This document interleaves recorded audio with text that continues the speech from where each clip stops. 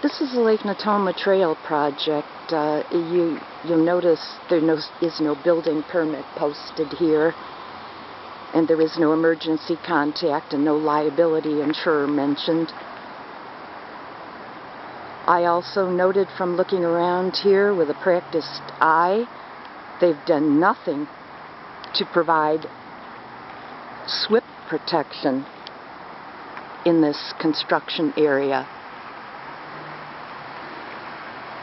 This is really just raw destruction of natural resources. And if I could get in, I'd probably find out there's a lot of pollution going into the American River.